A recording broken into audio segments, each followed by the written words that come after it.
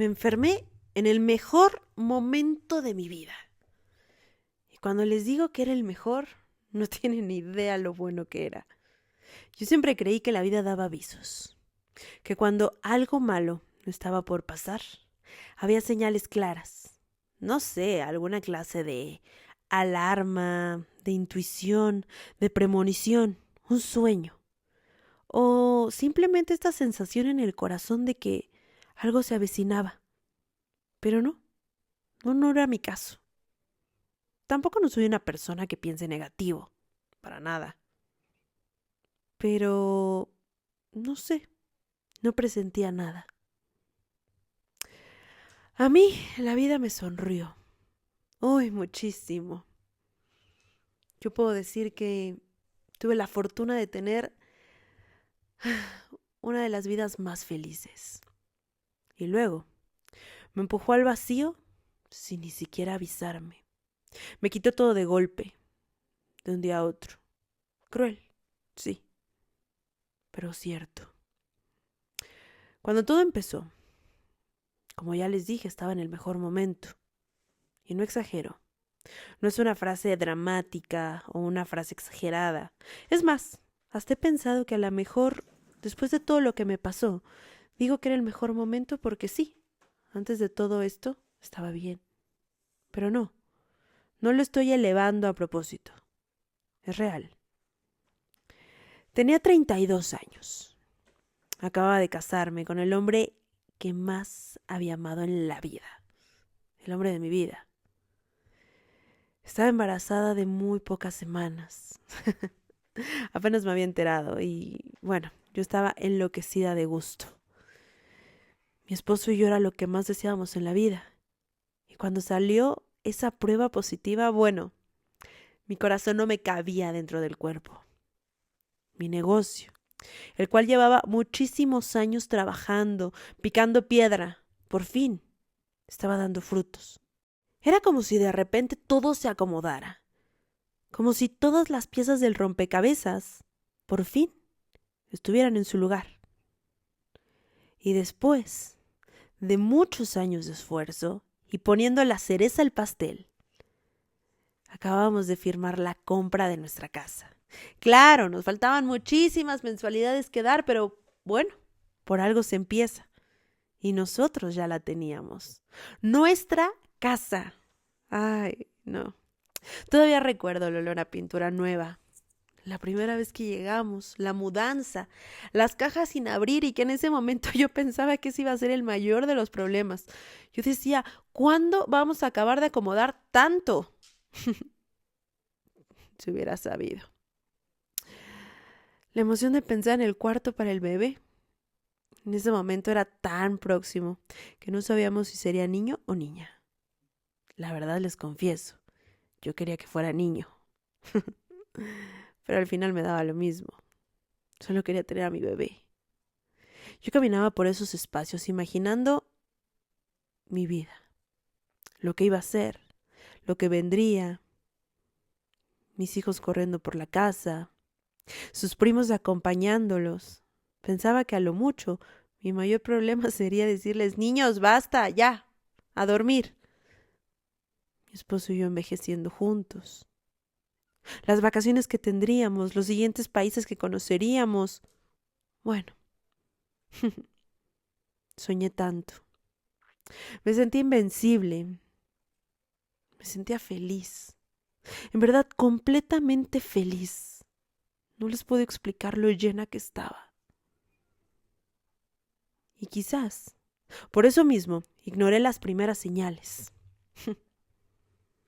A lo mejor yo pensaba que era emoción y no. Al principio, de repente empezó el cansancio. Pero entre el bebé, la mudanza, por supuesto que estaba cansada. Y había una explicación lógica. No tenía nada de qué preocuparme. Aunque sí, en retrospectiva les digo que era un cansancio raro, diferente. No el típico de trabajar mucho, de moverte mucho. Es más, ni siquiera el cansancio que tienes cuando duermes mal. Yo genuinamente, todas las noches terminaba completamente agotada y dormía. Dormía tan profundo que ni siquiera recordaba haber soñado. Pero el siguiente día me despertaba igual, cansada. Recuerdo los primeros pasos que tenía que dar en la mañana. Las piernas me dolían. Cómo no me di cuenta, ¿no? Yo lo justificaba todo. Por supuesto que me repetía, es el embarazo, es normal. Después vinieron los mareos. También eran pequeños. A veces eran tan breves que pensaba que era normal. Momentos en los que el mundo parecía girar y eso duraba unos segundos. Yo me detenía,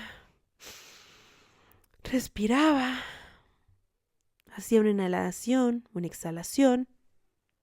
El mareo se iba y yo seguía. No quería preocupar a nadie. Y por supuesto era mi primer embarazo y por eso decía, tampoco quiero pecar de ser exagerada. Mi esposo me decía que bajar el ritmo, que tenía que descansar más, que tenía que cuidarme por mí y por el bebé. Y yo le prometí que sí. Pero la verdad, incumplí cada vez. Es que siempre había algo pendiente. Yo volteaba y de repente veía otra caja que todavía nos faltaba, o veía que teníamos que comprar algo para el bebé, o veía que tenía que comprar algo para el negocio, o faltaba algo para la casa y tenía que ir al súper. Bueno, siempre había algo que hacer. Yo no sabía estar quieta. Estaba construyendo algo y sentía que si me detenía, no sé, todo iba a desaparecer. Sentía que si yo no me hacía cargo, eso se iba a derrumbar. Mi negocio estaba en su mejor punto. Después de muchos años de intentarlo, de haber fracasado 2 negocios antes, de dudar de mí, de haber trabajado en una oficina y darme cuenta que eso no era lo que quería, por fin, el negocio que había puesto con todos mis ahorros tenía clientes, ingresos estables, la gente comenzaba a reconocerlo, y es más, había un día específico de promoción, y hasta había fila. Eso era increíble. Y por primera vez, yo no vivía con miedo al siguiente mes, a pagar las cuentas, a nada. Vivía tranquila, en paz, podía dormir. Y eso, junto con el embarazo y mi prisa, me hizo ignorar mi cuerpo. Las náuseas cada vez se volvieron más intensas, no solo por las mañanas, a cualquier hora. Empecé a vomitar sin razón aparente. Evidentemente, dejé de comer. Y eso hizo que empezara a perder peso en lugar de ganarlo como naturalmente tendría que ser en un embarazo. Mi ropa me quedaba grande. Y mis ojos, que de por sí son de un tamaño considerable, cada vez se veían más hundidos, apagados. Pero yo intentaba sonreír. Cada que había fotos sonreía. Cuando hablaba de mi bebé. Cuando invitábamos a gente a la casa y les se las mostrábamos. Por dentro, algo no estaba bien. Pero yo no quería darme cuenta. Hablé con la doctora y de principio me dijo que era normal. Que así pasaba. Que había mamás que en su primer embarazo, en vez de subir de peso, bajaban. Hasta me dijo una tía, recuerdo, que eso le pasaba a las mamás que iban a tener varones. Que porque los varones te hacían estar flaquita durante el embarazo y las niñas todo lo contrario. Y quizás una parte de mí prefirió creer eso. A, no sé, buscar otro doctor o investigar más. Pero un día todo cambió. Fue un martes. Lo recuerdo porque ese martes estaba sola. Mi marido tuvo que ir a la oficina, yo no fui al negocio y me quedé en casa. Mi esposo salió temprano a la oficina y mientras yo organizaba papeles del negocio, De repente me levanté de la silla y ¡pum! El mundo se apagó. Ni siquiera lo vi venir. No sentí dolor, no sentí miedo, no sentí la caída. Solo me paré y obscuridad. Cuando desperté, estaba sobre una camilla y había luces blancas sobre mí y voces que no reconocía. No sabía dónde estaba, no sabía qué había pasado. Escuchaba un pitido constante, un sabor metálico en la boca, muy extraño. Y alguien me dijo, se desmayó, señora, se desmayó. Está embarazada, ¿verdad? Yo intentaba hablar, pero no podía. De repente todo era confuso. Pasé así un rato, no sé, quizás horas. Mientras estaba en la camilla, me dijeron que había perdido el conocimiento por varios minutos y que definitivamente eso no era normal, que necesitaban hacer estudios, muchos estudios. Pero yo no entendía cómo es que yo había llegado al hospital. Estaba sola. Pero claro, me acordé. Las cámaras.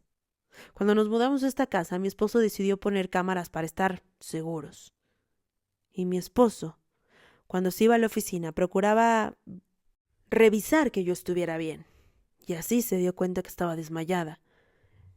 Gracias a esas cámaras pudieron ir por mí. Y llegué a tiempo al hospital.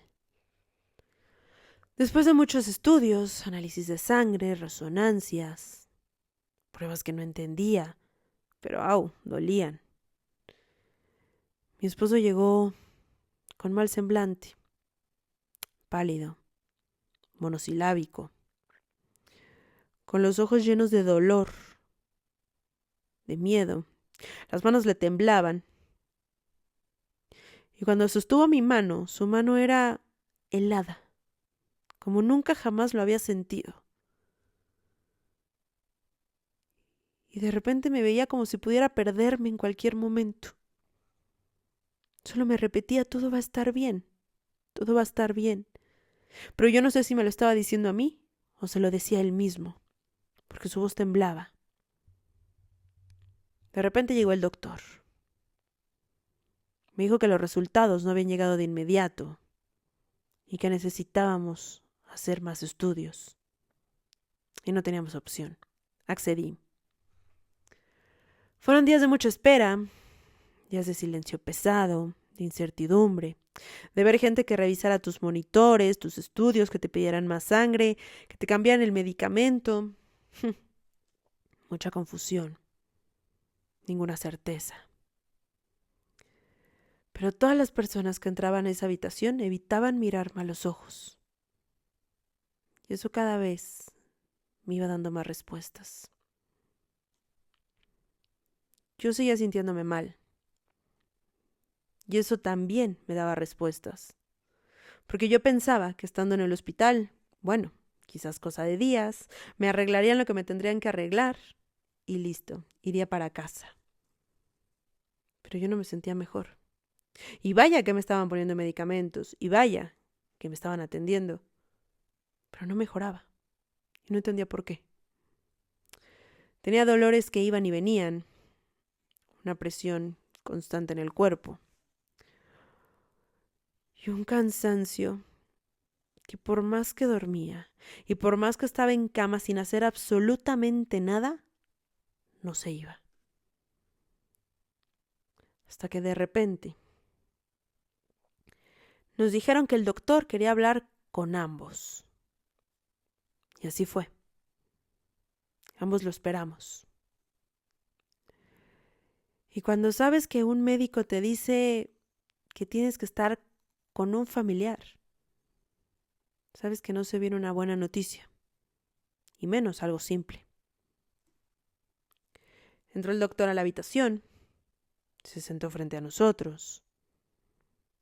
Un hombre muy serio, un hombre muy formal, y cuidaba cada una de sus palabras. Comenzó a explicarme el diagnóstico con términos médicos que al principio por supuesto que no entendí. Luego, lo dijo mucho más claro. Sí, Y era grave. Muy grave.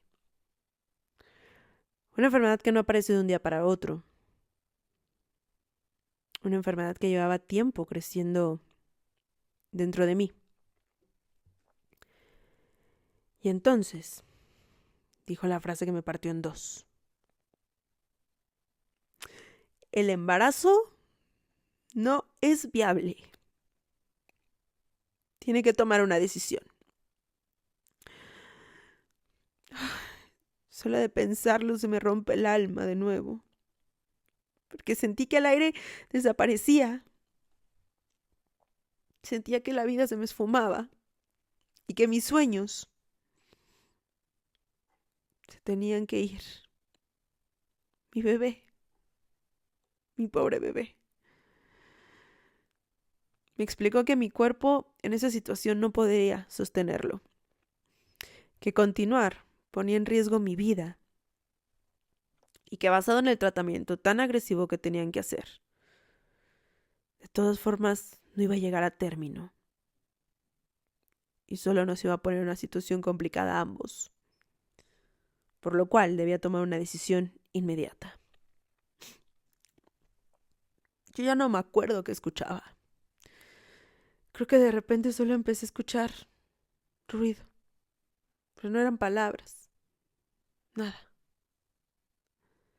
Veía la boca del doctor moverse. Había pasado de elegir colores para la habitación de mi bebé a decidir entre perderlo a él o perdernos a ambos. Mi esposo no me soltó la mano. Cuando el doctor salió, lloramos juntos. Nos quebramos, nos rompimos. Pero después de hablar, él nunca me presionó. Me dijo, te necesito viva. Y tendremos más hijos que también te van a necesitar viva. ¿Y yo qué podía hacer? Esa noche fue la más larga de mi vida. Lloré. Lloré tanto hasta quedarme sin fuerzas. Y me despedí de un futuro que apenas comenzaba. Me despedí del presente que había sido mío por unos minutos, por unas semanas. Sentí culpa de tener que acceder a que mi bebé se fuera. Sentí rabia. ¿Por qué me estaba pasando esto a mí? ¿Por qué? Yo que había luchado tanto. ¿Yo qué culpa tenía? Esto era una injusticia. ¿Por qué ahora? ¿Por qué cuando todo está bien? ¿Por qué a mí? Pero a pesar de todo, tomé una decisión. Y no fue por valiente. Fue porque no tenía de otra. Porque era lo único que podía hacer para sobrevivir.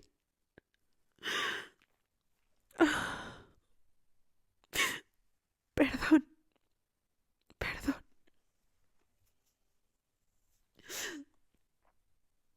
Después de que hicieron el procedimiento, nada volvió a ser igual. Comencé el tratamiento y fue brutal. Mi cuerpo cambió. Todo me dolía. Mi energía desapareció.